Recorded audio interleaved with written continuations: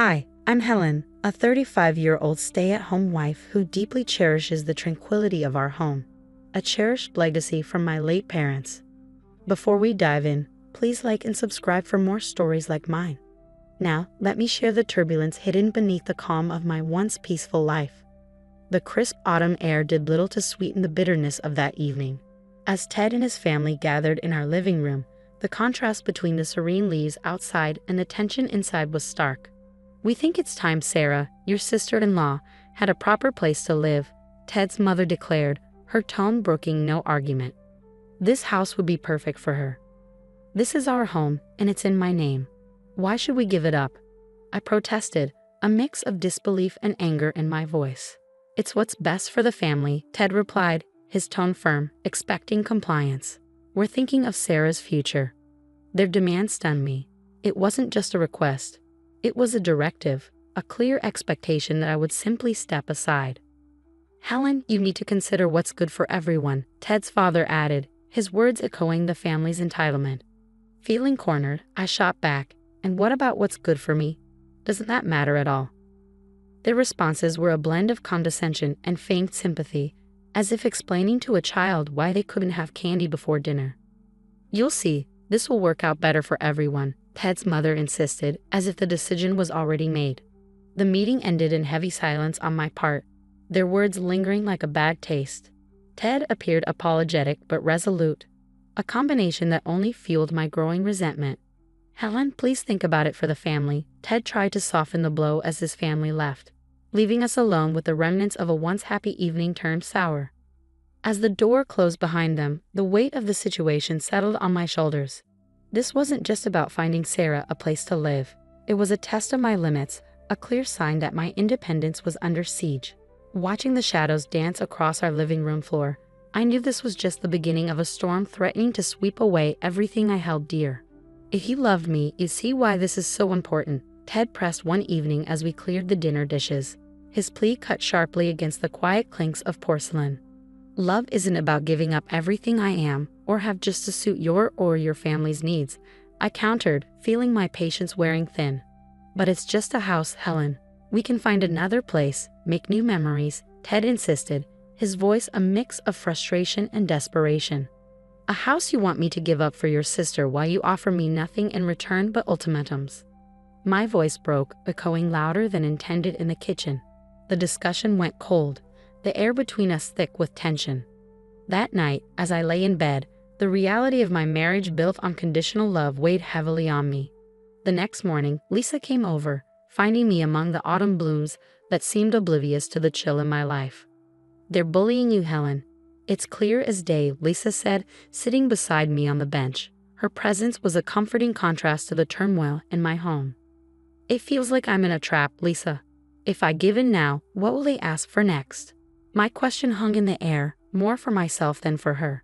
"Stand your ground, Helen. This is your home, your sanctuary. You don't owe it to anyone, especially not as a blackmail payment." Lisa's advice was firm, her hand squeezing mine in solidarity. I nodded, a spark of resolve igniting within me. I knew I needed to defend my boundaries, even within my own marriage.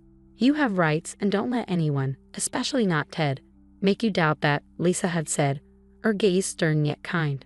Her words echoed through my mind as the days passed. Each attempt by Ted to sway me seemed to clash against the shield of determination I was building. "I need you to understand this isn't just about what I want.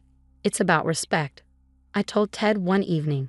No longer pleading, I was now firmly asserting our roles. Ted looked at me, perhaps for the first time truly seeing the resolve in my eyes. "I didn't realize it was this serious to you," he admitted, his voice softer, but it was too late for softness. "It is serious, Ted. It's not just about a house. It's about whether I'm a partner in this marriage or just a pawn in your family's games," I declared, the clarity of my stance crystallizing with each word. As the confrontation drew to a close, the air felt different, charged with the potential for change, whether together or apart. Whatever the outcome, I knew Lisa was right. This was about control, and I was no longer willing to be controlled. "If you don't agree, Helen, I don't see how our marriage can continue," Ted said coldly one afternoon, his ultimatum hanging heavily between us. "Family unity? Or is it just about what your mother and you want, regardless of my feelings?" I asked sharply, not only seeking his response, but also highlighting the unilateral decisions being forced upon me. This isn't just my decision. It's what's logical for everyone involved, Ted replied, trying to frame his assertiveness as rationality. Logical for whom, Ted? Because it certainly doesn't feel logical to me. The person whose name is on the deed. The person who inherited this house from her parents, I countered. The intensity of my own voice surprised me, a stark reminder of everything at stake. As the days passed, every conversation with Ted seemed to drive us further apart. His family's demands echoed in his words, overshadowing our shared history. Desperate for clarity and support, I reached out to Lisa again. You need to think about your future, Helen. This isn't just about a house, it's about how you're treated in this relationship, Lisa advised over coffee in her warm, inviting kitchen. Her words were sincere and forthright, a compass in the storm. I know, Lisa. I feel like I'm at a breaking point. It's not just about the house anymore. It's about respect and my autonomy. I confided, the weight of my reality sinking in. Then maybe it's time to consider what your life would look like without Ted. If he can't respect your autonomy, is that really the partnership you want to continue? Lisa's question wasn't just hypothetical. It was a call to action. Her question lingered in my mind, growing louder with each passing day. The thought of taking such a definitive step was daunting, yet increasingly necessary. One evening, as Ted brought up the topic again, I found the courage to confront the future. I felt a mixture of fear and resolve as I spoke. If this marriage can only continue on your terms and your family's terms, then maybe it's not a marriage I can stay in. My voice carried the strength of my inner determination. Are you saying you want a divorce? Ted's reaction was a blend of disbelief and anger, his facade of control slipping. I'm saying I want a marriage based on mutual respect and love, not ultimatums and control. If that's not possible, then yes, maybe a divorce is the only answer, I replied, each word measured to reflect the pain and empowerment of my decision. Ted was silent, his usual rebuttal absent as the weight of our conversation settled around us. The next days blurred with tension, each of us contemplating the potential end of our marriage. I took steps to protect my interests, meeting with a lawyer to discuss my options and prepare for possible legal battles. You have strong grounds to keep your property, and if it comes to divorce, to defend your rights, the lawyer assured me, her professionalism a stark contrast to the emotional chaos at home. Armed with legal advice and newfound determination, I readied myself for whatever lay ahead, whether reconciliation or separation. I was prepared to face it on my terms, no longer a bystander but the author of my own story. You've gone too far, Helen. How could you do this to us, to me? Ted's voice thundered through our soon-to-be former home as I folded my last set of linens, methodically smoothing the creases to calm my rattled nerves. It was never about us, Ted. It was always about what you and your family wanted. I'm reclaiming my life, I replied, my voice calm and steady in contrast to his escalating anger. This is betrayal, Helen. You've betrayed my trust and my family's, he accused, his face flushed with fury. Betrayal? I think not. Protecting myself from manipulation isn't betrayal, I countered, standing firm in my decision. I countered, my resolve hardening with each word as I continued packing. Ted's mother, Martha, entered the room like a chilling gust of wind. You're destroying this family, selling this house out from under us. You selfish girl, she hissed, her words laced with venom. I am not responsible for holding together a family that doesn't respect me, I said, facing her with a defiance that had been building over years of suppressed grievances. This was my home, my sanctuary, and I will not be bullied into submission. Ted stood between us, torn between allegiances. Is there no way we can resolve this? Think about what you're doing, Helen. I've thought about it more than you know. It's decided, Ted. I am moving on. I said, my decision clear and final. The moving truck arrived the next morning. As I oversaw the loading of my life into boxes, Ted tried one last time. You don't have to do this, Helen. We can work it out. I needed a partner who stood by me, not one caught between me and his family's demands, I replied, not pausing in my tasks. With each box that left the house, I felt a weight lifting. I wasn't just moving my belongings. I was shifting the boundaries of my life, setting new, healthier limits. As the final items were loaded, I took one last look at the house. It had been a place of love and conflict, of growth and retreat. Now it was just a building in my rearview mirror. Goodbye, Ted. I wish things could have been different, I said, more to close the chapter than out of hope for reconciliation. Helen, Ted began, but I didn't stay to hear the end. As I drove away, I felt the strings of manipulation and control cut cleanly for the first time in years. My phone buzzed with a message from Lisa. "You're free now. Coffee's on me when you're ready." I smiled, driving toward my new beginning. I knew the road ahead would be challenging, but it was mine to travel, free from the shadows of others' desires. My heart was heavy yet hopeful, ready for whatever lay ahead, armed with the lessons of the past and the promise of a future built on my own terms. Sitting across from Ted in the stark, neutral-colored room where our divorce mediation took place, I felt an unusual sense of detachment. His attempts to sway the mediator with emotional appeals only highlighted why this path was necessary. "Helen, can't we just discuss this? There must be another way," Ted implored, his voice strained as he leaned across the table, searching for a glimpse of the connection we once shared. "No, Ted. Discussions were for when I was being manipulated and threatened. This is the result of that," I replied firmly, my voice clear and resolute, no longer swayed by his pleas. As Ted realized his usual tactics were futile, his demeanor shifted to one of frustration and resignation. "Helen, you're making a huge mistake," he muttered under his breath.